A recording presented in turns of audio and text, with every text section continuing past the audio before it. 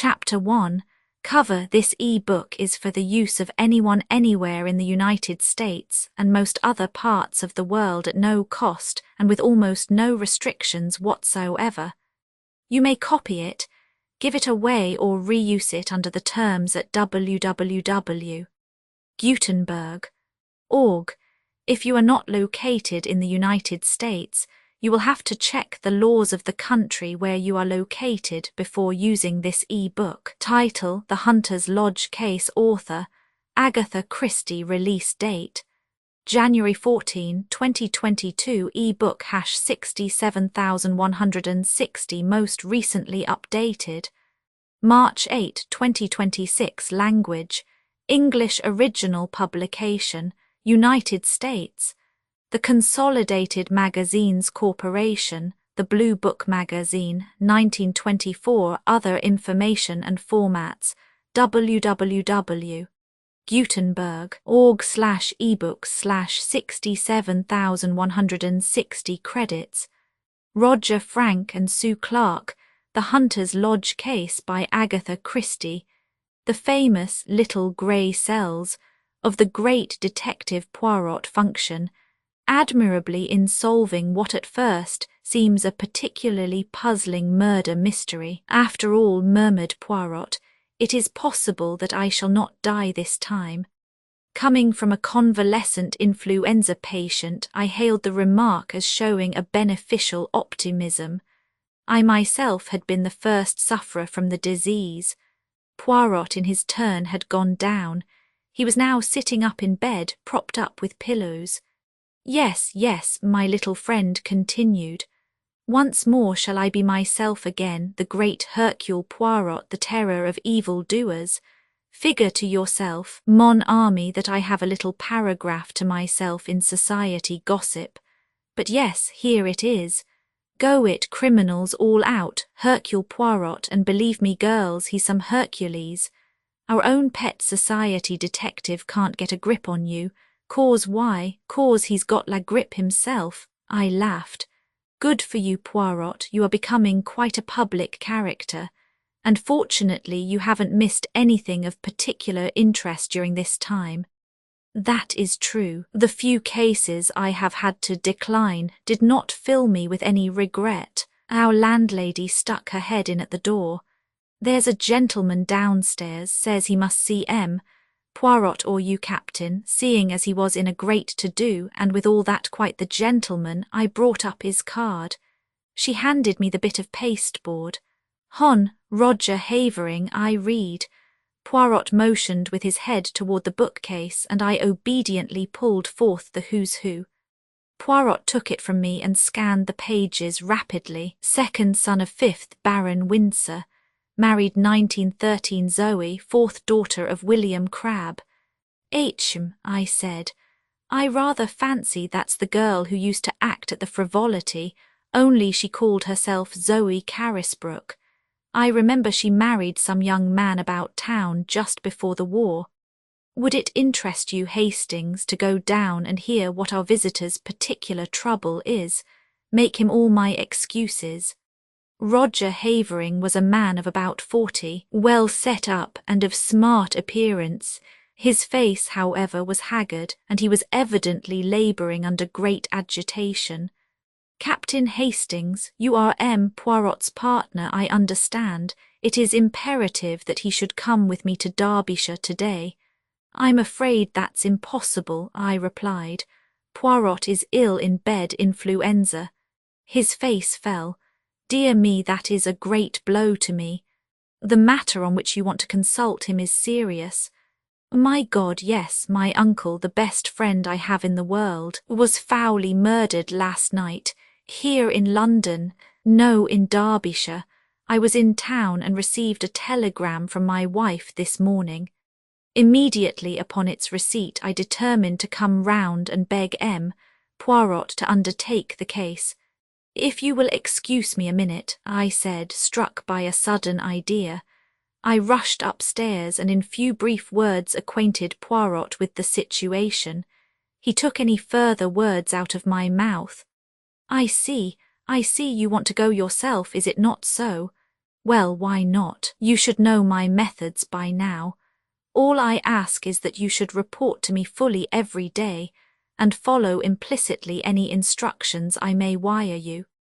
To this I willingly agreed, and an hour later I was sitting opposite Mr. Havering in a first-class carriage on the Midland Railway, speeding rapidly away from London. To begin with, Captain Hastings, you must understand that Hunter's Lodge, where we are going, and where the tragedy took place, is only a small shooting box in the heart of the Derbyshire moors. Our real home is near Newmarket, and we usually rent a flat in town for the season.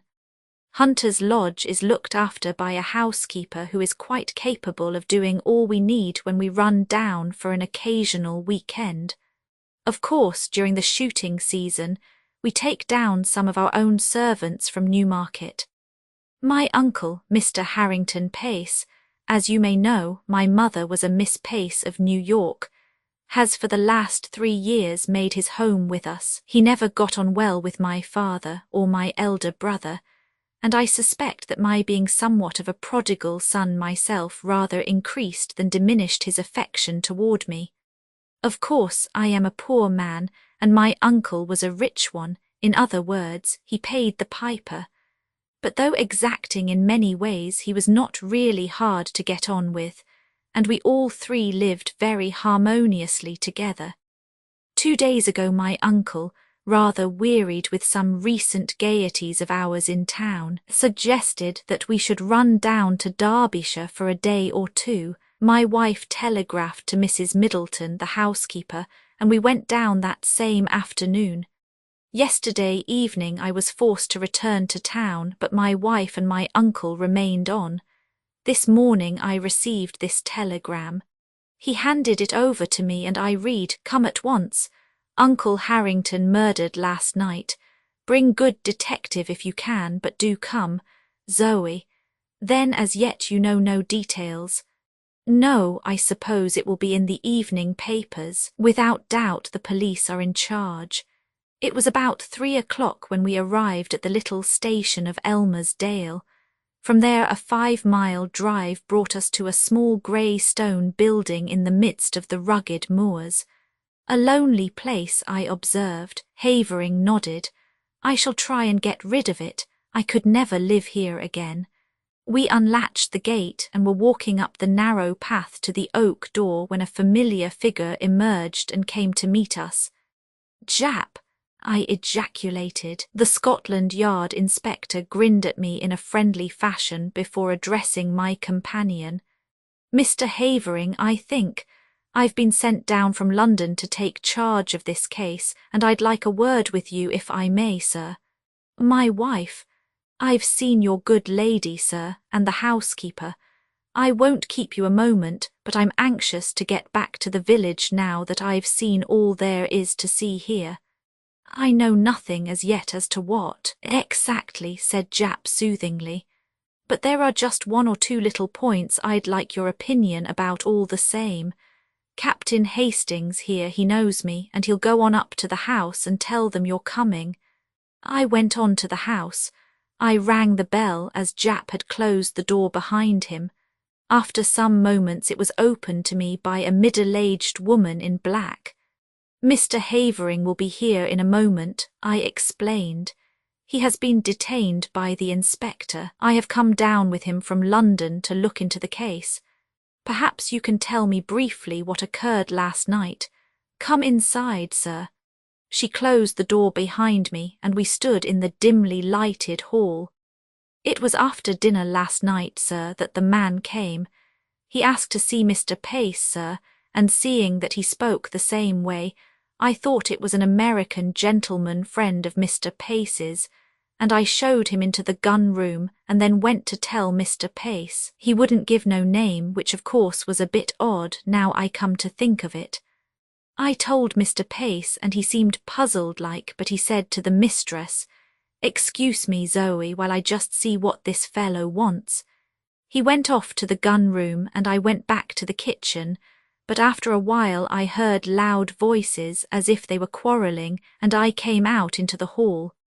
At the same time, the mistress she comes out too, and just then there was a shot and then a dreadful silence. We both ran to the gun-room door, but it was locked, and we had to go round to the window. It was open, and there inside was Mr. Pace, all shot and bleeding. What became of the man? He must have got away through the window, sir, before we got to it. And then Mrs. Havering sent me to fetch the police. 5 miles to walk it was. They came back with me, and the constable, he stayed all night, and this morning the police gentleman from London arrived. What was this man like who called to see Mr. Pace? The housekeeper reflected. He had a black beard, sir, and was about middle-aged and had on a light overcoat. Beyond the fact that he spoke like an American, I didn't notice much about him. I see. Now I wonder if I can see Mrs. Havering. She's upstairs, sir. Shall I tell her? If you please. Tell her that Mr. Havering is outside with Inspector Japp, and that the gentleman he has brought back with him from London is anxious to speak to her as soon as possible. Very good, sir. I was in a fever of impatience to get at all the facts.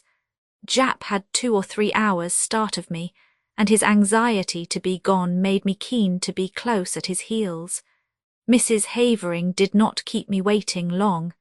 In a few minutes I heard a light step descending the stairs, and looked up to see a very handsome young woman coming toward me. She wore a flame-coloured jumper that set off the slender boyishness of her figure.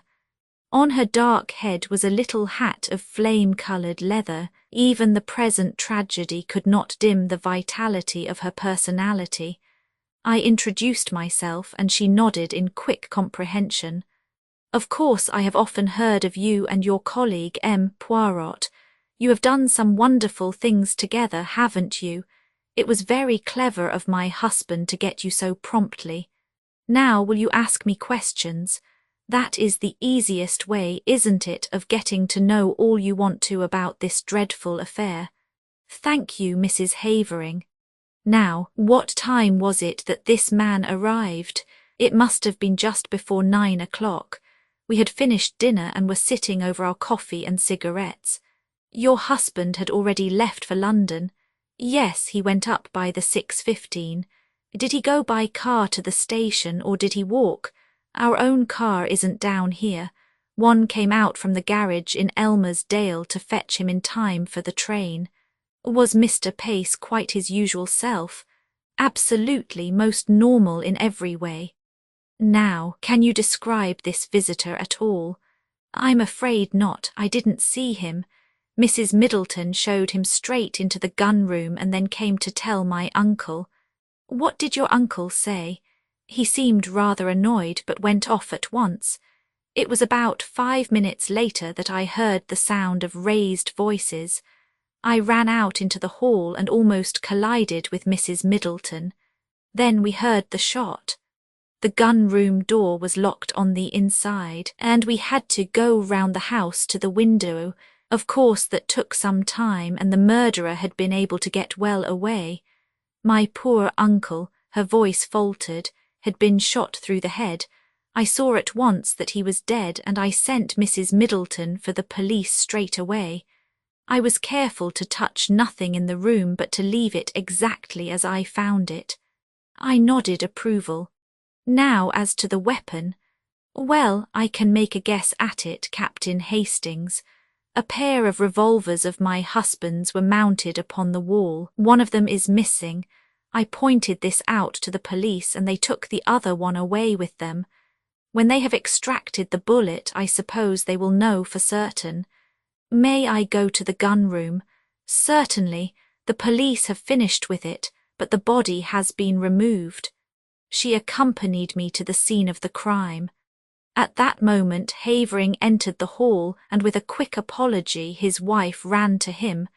I was left to undertake my investigations alone. I may as well confess at once that they were rather disappointing.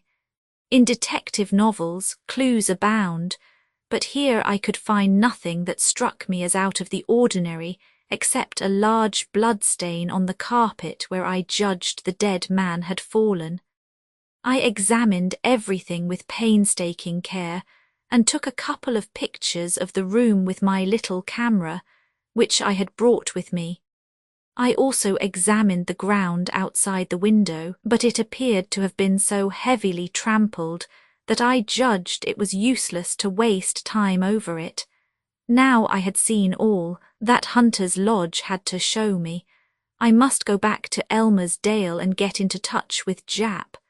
Accordingly, I took leave of the Haverings and was driven off in the car that had brought us up from the station. Jap I found at the Matlock Arms, and he took me forthwith to see the body. Harrington Pace was a small, spare, clean-shaven man, typically American in appearance. He had been shot through the back of the head and the revolver had been discharged at close quarters. Turned away for a moment, remarked Jap, and the other fellow snatched up a revolver and shot him. The one Mrs. Havering handed over to us was fully loaded, and I suppose the other one was also. Curious what darn fool things people do. Fancy keeping 2 loaded revolvers hanging up on your wall. What do you think of the case?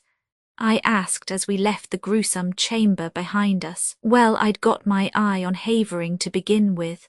Oh yes, noting my exclamation of astonishment. Havering has 1 or 2 shady incidents in his past. When he was a boy at Oxford, there was some funny business about the signature on one of his father's cheques. All hushed up, of course. Then he's pretty heavily in debt now, and they are the kind of debts he wouldn't like to go to his uncle about, whereas you may be sure the uncle's will would be in his favour. Yes, I'd got my eye on him, and that's why I wanted to speak to him before he saw his wife. But their statements dovetail all right, and I've been to the station, and there's no doubt whatever that he left by the 6:15. That gets up to London about 10:30. He went straight to his club, he says, and if that's confirmed all right, why, he couldn't have been shooting his uncle here at 9 o'clock in a black beard. Ah, yes, I was going to ask you what you thought about that beard. Jap winked. I think it grew pretty fast. Grew in the 5 miles from Elmer's Dale to Hunter's Lodge. Americans that I've met are mostly clean-shaven. I questioned the housekeeper first and then her mistress, and their stories agree all right. But I'm sorry Mrs. Havering didn't get a look at the fellow. She's a smart woman, and she might have noticed something that would set us on the track. I sat down and wrote a minute and lengthy account to Poirot. I was able to add various further items of information before I posted the letter. The bullet had been extracted and was proved to have been fired from a revolver identical in size to the one held by the police. Furthermore, Mr. Havering's movements on the night in question had been checked and verified, and it was proved beyond doubt that he had actually arrived in London by the train in question. And thirdly, a sensational development had occurred. A city gentleman living at Ealing on crossing Haven Green to get to the district railway station that morning had observed a brown paper parcel stuck between the railings. Opening it, he found that it contained a revolver. He handed the parcel over to the local police station, and before night it was proved to be the one we were in search of, the fellow to that given us by Mrs. Havering. 1 bullet had been fired from it. All this I added to my report. A wire from Poirot arrived while I was at breakfast the following morning. Of course, black-bearded man was not Havering. Only you or Jap would have such an idea. Wire me description of housekeeper and what clothes she wore this morning. Same of Mrs. Havering. Do not waste time taking photographs of interiors. They are underexposed and not in the least artistic. It seemed to me that Poirot's style was unnecessarily facetious. I also fancied he was a shade jealous of my position on the spot, with full facilities for handling the case. His request for a description of the clothes worn by the 2 women appeared to me to be simply ridiculous, but I complied as well as I, a mere man, was able to. At 11 a reply wire came from Poirot. Advise Jap arrest housekeeper before it is too late. Dumbfounded, I took the wire to Jap. He swore softly under his breath. He's the goods, M. Poirot, if he says so, there's something in it. And I hardly noticed the woman. I don't know that I can go so far as arresting her, but I'll have her watched. We'll go up right away and take another look at her, but it was too late. Mrs. Middleton, that quiet, middle-aged woman who had appeared so normal and respectable, had vanished into thin air. Her box had been left behind. It contained only ordinary wearing apparel. There was no clue in it to her identity or as to her whereabouts. From Mrs. Havering we elicited all the facts we could. I engaged her about 3 weeks ago when Mrs. Emery, our former housekeeper, left. She came to me from Mrs. Selbaum's agency in Mount St, a very well-known place. I get all my servants from there. They sent several women to see me, but this Mrs. Middleton seemed much the nicest and had splendid references. I engaged her on the spot and notified the agency of the fact. I can't believe that there was anything wrong with her. She was such a nice, quiet woman. The thing was certainly a mystery, while it was clear that the woman herself could not have committed the crime, since at the moment the shot was fired Mrs. Havering was with her in the hall. Nevertheless she must have some connection with the murder, or why should she suddenly take to her heels and bolt? I wired the latest development to Poirot and suggested returning to London and making inquiries at Selborne's agency. Poirot's reply was prompt. Useless to inquire at agency. They will never have heard of her. Find out what vehicle took her up to Hunter's Lodge when she first arrived there. Though mystified, I was obedient. The means of transport in Elmer's Dale were limited. The local garage had 2 cars and there were 2 station flys. None of these had been requisitioned on the date in question. I may also mention that inquiries at the agency in London bore out Poirot's prognostication. No such woman as Mrs. Middleton had ever been on their books. They had received the Hon. Mrs. Havering's application for a housekeeper and had sent her various applicants for the post. When she sent them the engagement fee, she omitted to mention which woman she had selected. It is suggested that the reader pause in his perusal of the story at this point, make his own solution of the mystery, and then see how close he comes to that of the author, the editors. Somewhat crestfallen, I returned to London. I found Poirot established in an armchair by the fire. He greeted me with much affection. Mon ami Hastings, but how glad I am to see you. Veritably I have for you a great affection, and you have enjoyed yourself. You have run to and fro with the good Jap. You have interrogated and investigated to your heart's content. Poirot, I cried, the thing's a dark mystery, it will never be solved. It is true that we are not likely to cover ourselves with glory over it. No, indeed, it's a hard nut to crack. Oh, as far as that goes, I am very good at cracking the nuts. A veritable squirrel. It is not that which embarrasses me. I know well enough who killed Mr. Harrington Pace. You know, how did you find out? Your illuminating answers to my wires supplied me with the truth.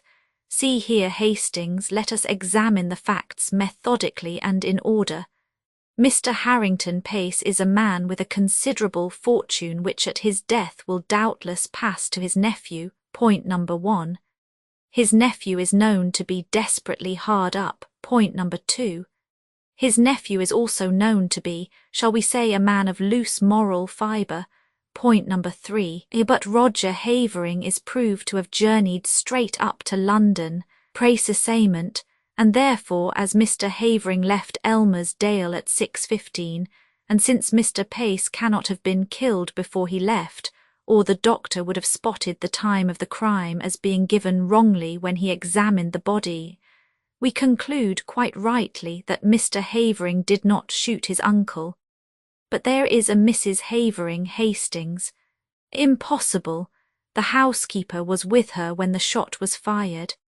Ah, yes, the housekeeper, but she has disappeared. She will be found. I think not. There is something peculiarly elusive about that housekeeper, don't you think so? It struck me at once. She played her part, I suppose, and then got out in the nick of time. And what was her part? Well, I presume to admit her confederate, the black-bearded man. Oh, no, that was not her part. Her part was what you have just mentioned, to provide an alibi for Mrs. Havering at the moment the shot was fired, and no one will ever find her, mon ami, because she does not exist. There's no such person as your so great Shakespeare says.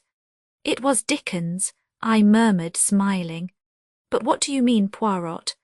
I mean that Zoe Havering was an actress before her marriage, that you and Jap only saw the housekeeper in a dark hall, a dim, middle-aged figure in black with a faint, subdued voice, and finally that neither you nor Jap, nor the local police whom the housekeeper fetched, ever saw Mrs. Middleton and her mistress at one and the same time. It was a child's play for that clever and daring woman. On the pretext of summoning her mistress, she runs upstairs, slips on a bright jumper and a hat with black curls attached, which she jams down over the grey transformation. A few deft touches, and the make-up is removed. A slight dusting of rouge, and the brilliant Zoe Havering comes down with her clear ringing voice. Oh, but the revolver that was found at Ealing, Mrs. Havering could not have placed it there. No, that was Roger Havering's job, but it was a mistake on their part. It put me on the right track. A man who has committed a murder with a revolver which he found on the spot would fling it away at once. He would not carry it up to London with him. No, the motive was clear. The criminals wished to focus the interest of the police on a spot far removed from Derbyshire. They were anxious to get the police away as soon as possible from the vicinity of Hunter's Lodge. Of course, the revolver found at Ealing was not the one with which Mr. Pace was shot. Roger Havering discharged one shot from it, brought it up to London, went straight to his club to establish his alibi, then went quickly out to Ealing by the District Railway, a matter of about 20 minutes only, placed the parcel where it was found and so back to town. That charming creature, his wife, quietly shoots Mr. Pace after dinner. You remember he was shot from behind. Another significant point that she reloads the revolver and puts it back in its place and then starts off with her desperate little comedy. It's incredible, I murmured, fascinated. And yet it is true. By Ensua, my friend, it is true. But to bring that precious pair to justice, that is another matter. Well, Jap must do what he can. I have written him fully, but I very much fear, Hastings, that we shall be obliged to leave them to fate, or le bon Dieu, whichever you prefer. The wicked flourish like a green bay tree, I reminded him, but at a price, Hastings, always at a price, croyez-moi. Poirot's forebodings were confirmed. Jap, though convinced of the truth of his theory, was unable to get together the necessary evidence to ensure a conviction. Mr. Pace's huge fortune passed into the hands of his murderers. Nevertheless, Nemesis did overtake them, and when I read in the paper that the Hon. Roger and Mrs. Havering were among those killed in the crashing of the air mail to Paris, I knew that justice was satisfied. Transcriber's note: this story appeared in the June 1924 issue of the Blue Book magazine. Updated editions will replace the previous one. The old editions will be renamed. Creating the works from print editions not protected by U.S. copyright law means that no one owns a United States copyright in these works, so the Foundation and you can copy and distribute it in the United States without permission, and without paying copyright royalties. Special rules, set forth in the general terms of use part of this license, apply to copying and distributing project, and may not be used if you charge for an e-book, except by following the terms of the trademark license, including paying royalties for use copies of this e-book. Complying with the trademark license is very easy. You may use this e-book for nearly any purpose, such as creation of derivative works, reports, performances, and research. Project Gutenberg e-books may be modified and printed and given away. You may do practically anything in the United States with e-books not protected by U.S. copyright law. Redistribution is subject to the trademark license, especially commercial redistribution. Start. Full license. Please read this before you distribute or use this work. Distribution of electronic works. By using or distributing this work, or any other work associated in any way with the phrase Project Gutenberg, you agree to comply with all the terms of the full www.gutenberg.org/license. Electronic works. Electronic work. You indicate that you have read, understand, agree to and accept all the terms of this license and intellectual property, trademark/copyright agreement. If you do not agree to abide by all the terms of this agreement, you must cease using and return or possession. If you paid a fee for obtaining a copy of or access to by the terms of this agreement, you may obtain a refund from the person or entity to whom you paid the fee as set forth in paragraph 1. 8. Used on or associated in any way with an electronic work by people who agree to be bound by the terms of this agreement. There are a few even without complying with the full terms of this agreement. See paragraph 1.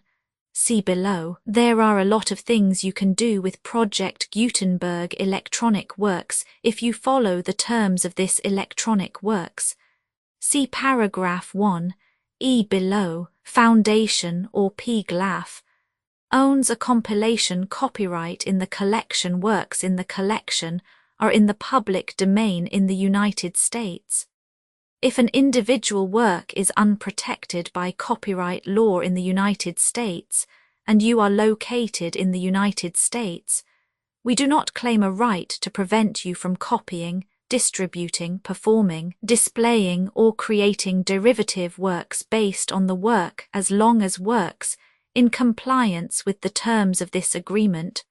For keeping the comply with the terms of this agreement, by keeping this work in the you share it without charge with others. 1d.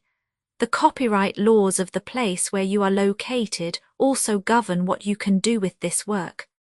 Copyright laws in most countries are in a constant state of change.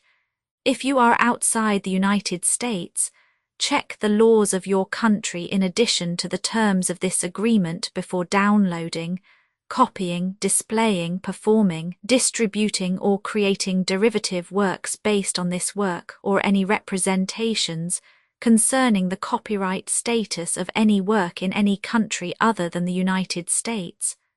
1. E1. The following sentence with active links to or other performed, viewed, copied or distributed.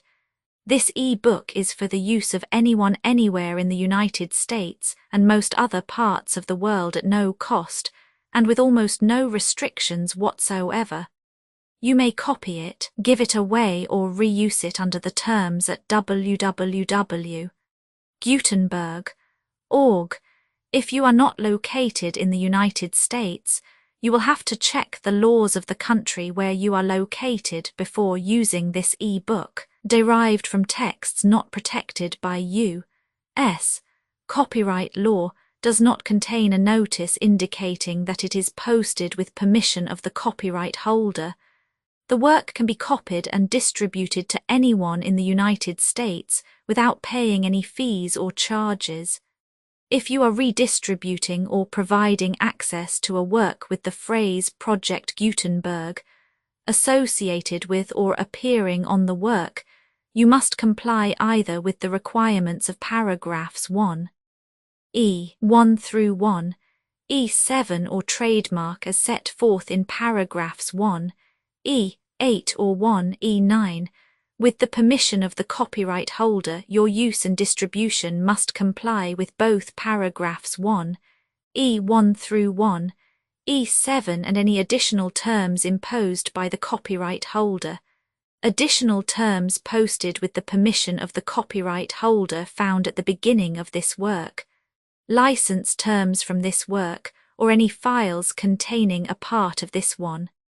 E5. Do not copy, display, perform, distribute or redistribute this electronic work, or any part of this electronic work, without prominently displaying the sentence set forth in paragraph 1. E1 with active links or immediate access to the full terms of the Project Gutenberg license.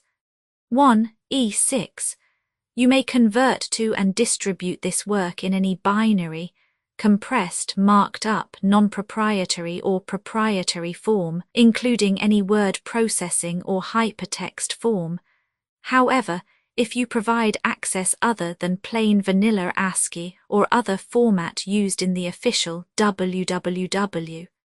Gutenberg.org, you must at no additional cost, fee or expense to the user provide a copy, a means of exporting a copy, or a means of obtaining a copy upon request, of the work in its original plain vanilla ASCII or other form. Any alternate format must include the 1. E7. Do not charge a fee for access to viewing displaying unless you comply with paragraph 1. E8 or 1. E9, 1, E8. You may charge a reasonable fee for copies of or provided that you pay a royalty fee of 20% of the gross profits you derive from you, already used to calculate your applicable taxes. The fee is owed agreed to donate royalties under this paragraph to the Project Gutenberg Literary Archive Foundation. Royalty payments must be paid within 60 days following each date on which you prepare, or are legally required to prepare, your periodic tax returns. Royalty payments should be clearly marked as such and sent to the Project Gutenberg Literary Archive Foundation at the address specified in Literary Archive Foundation. You provide a full refund of any money paid by a user who notifies you in writing or by email within 30 days of receipt that he license. You must require such a user to return or destroy all copies of the works possessed in a physical medium and discontinue works. You provide in accordance with paragraph 1. F3. A full refund of any money paid for a work or a replacement copy if a defect in the electronic work is discovered and reported to you within 90 days of receipt of the work. You comply with all other terms of this agreement for free. 1. E9. If you wish to charge a fee or distribute a Project Gutenberg trademark electronic work or group of works on different terms than are set forth in this agreement, you must obtain permission in writing forth in section 3 below. 1. Effort to identify, do copyright research on, transcribe and proofread works not protected by U.S. copyright law in creating the project electronic works, and the medium on which they may be stored may contain defects, such as but not limited to incomplete, inaccurate or corrupt data, transcription errors, a copyright or other intellectual property infringement, a defective or damaged disk or other medium, a computer virus or computer codes that damage or cannot be read by your equipment. 1. F2. Limited warranty, disclaimer of damages except for the right of replacement or refund, described in paragraph 1. F3. the Project Gutenberg Literary Archive Foundation, the owner of the Project Gutenberg trademark, and any other party distributing a Project Gutenberg trademark electronic work under this agreement, disclaim all liability to you for damages, costs and expenses, including legal fees. You agree that you have no remedies for negligence, strict liability, breach of warranty or breach of contract, except those provided in paragraph 1. F3. You agree that the foundation, the trademark owner, and any distributor under this agreement will not be liable to you for actual, direct, indirect, consequential, punitive or incidental damages, even if you give notice of the possibility of such damage. 1. F3. Limited right of replacement or refund if you discover a defect in this electronic work within 90 days of receiving it. You can receive a refund of the money, if any, you paid for it by sending a written explanation to the person you received the work from. If you received the work on a physical medium, you must return the medium with your written explanation. The person or entity that provided you with the defective work may elect to provide a replacement copy in lieu of a refund. If you received the work electronically, the person or entity providing it to you may choose to give you a second opportunity to receive the work electronically in lieu of a refund. If the second copy is also defective, you may demand a refund in writing without further opportunities to fix the problem. 1. F4. Except for the limited right of replacement or refund set forth in paragraph 1. F3. This work is provided to you as is, with no other warranties of any kind, express or implied, including but not limited to warranties of merchantability or fitness for any purpose. 1. F5. Some states do not allow disclaimers of certain implied warranties or the exclusion or limitation of certain types of damages. If any disclaimer or limitation set forth in this agreement violates the law of the state applicable to this agreement, the agreement shall be interpreted to make the maximum disclaimer or limitation permitted by the applicable state law. The invalidity or unenforceability of any provision of this agreement shall not void the remaining provisions. 1. F6. Indemnity. You agree to indemnify and hold the foundation, the trademark owner, any agent or employee of the foundation, anyone accordance with this agreement, and any volunteers associated with the electronic works, harmless from all liability, costs and expenses, including legal fees, that arise directly or indirectly from any of the following which you do or cause to occur. A. Distribution of this defect you cause, electronic works in formats readable by the widest variety of computers, including obsolete, old, middle-aged and new computers. It exists because of the efforts of hundreds of volunteers and donations from people in all walks of life. Volunteers and financial support to provide volunteers with the remain freely available for generations to come.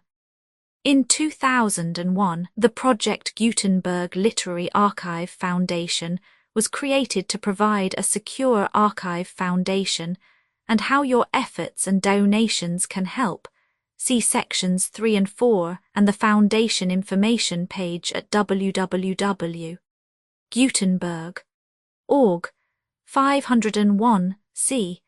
3. Educational corporation organized under the laws of the state of Mississippi and granted tax-exempt status by the Internal Revenue Service. The Foundation's EIN, or Federal Tax Identification Archive Foundation, are tax-deductible to the full extent permitted by U.S. federal laws and your state's laws. The Foundation's business office is located at 41 Watchung Plaza #516, Montclair NJ 07042 USA, +1 862 621 to 9288.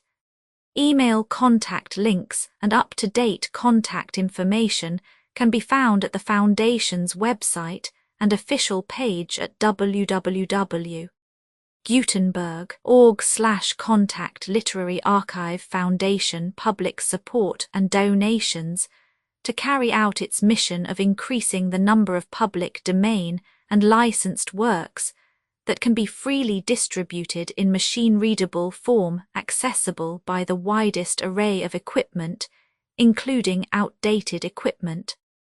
Many small donations, $1 to $5,000, are particularly important to maintaining tax-exempt status with the IRS. The Foundation is committed to complying with the laws regulating charities and charitable donations in all 50 states of the United States.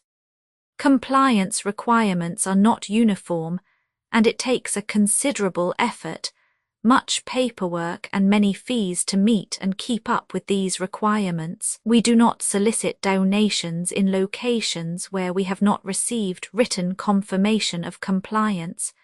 To send donations or determine the status of compliance for any particular state, visit www.gutenberg.org/donate. While we cannot and do not solicit contributions from states where we have not met the solicitation requirements, we know of no prohibition against accepting unsolicited donations from donors in such states who approach us with offers to donate. International donations are gratefully accepted, but we cannot make any statements concerning tax treatment of donations received from outside the United States. U.S. laws alone swamp our small staff. Methods and addresses. Donations are accepted in a number of other ways, including checks, online payments, and credit card donations. To donate, please visit www.gutenberg.org/donate. Professor Michael S. Hart was the originator of the Project Gutenberg concept of a library of electronic works that could be freely shared with anyone. For 40 years he produced and volunteer support editions, all of which are confirmed as not protected by copyright in the U.S. unless a copyright notice is included. Thus, we do not necessarily keep e-books in compliance with any particular paper edition.